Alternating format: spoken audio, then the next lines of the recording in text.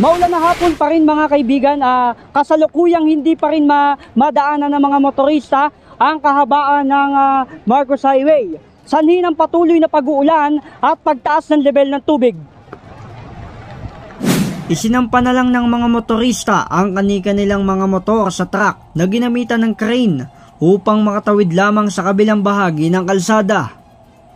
Ayon sa mga motorista na wala umanong kakayanan magbigay ng 100 pesos para sa pagbubuhat sa kanilang mga motor, ay magtitiis na lang raw sila magantay na humupa ang baha. Bakit hindi po kayo hindi nakatawid yung motor malalim. Ay, may bayad po ba? May bayad po ba? Magkano po binabayad? 100 daw ang bayad Sir, ba't di nyo po sinakay? Ngayon naman bayad Paano po gagawin nyo po niyan? Mag-aanti na lang ng paghupa. Wala, lisensya lang dala ko, tsaka ngatid lang ako ng seafoods dun inabot ako ng oras. Kasi nga, malalim ng tubig, hindi ka makausad dun. Mga ano oras yun, sir? Mga mga past 9 na yun, nung umaga kanina. Isusuong nyo po yung motor nyo? Oo. Saan po kayo pumunta, sir? Payatas. Payatas. So, ano pong ano nyo po dyan? Sir, hanggang doon daw po yung yung mataas na tubig po Wala na. Sasakay. Magbabayad na lang po kayo. Oo. Magbayad na lang. Opo. May idea na po ba kayo kung magkano babayaran po? 100. 100 po.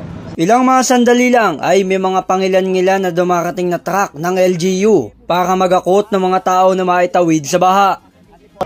Itatawid lang namin yung mga taong hindi makakatawid. Paano po yung sasakyan po nila? Dito na lang yan. Iwan po yung sasakyan. Ma'am, saan pa kayo papunta, ma'am? Hindi, kasama namin yan. Sila ma'am po, saan pupunta? Matamlay at ngatog sa gutom ang mga motorista dahil kanina pa raw umaga yung iba na nakaabang na bumaba ang level ng baha na hindi madaanan. Okay lang, sir. Mga ano oras din, sir, nangyari kayo po na stranded dito? Mga ano oras po na stranded? Mga 11, stranded na rito 11. Wala na po kayo talaga madaanan? Wala na. Sa paspasan na pagtulong-tulong ng mga kapulisan at iba pang ahensya ng gobyerno na kanilang inaagapan na mai-rescue ang mga apektadong lugar sa pagragasa ng bagyong Karina.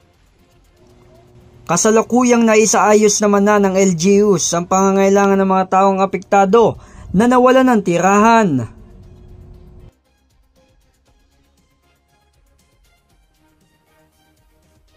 Para sa mga nangangailangan ng tulong o anuman, tumawag lamang sa mga hotline na inyong makikita sa screen.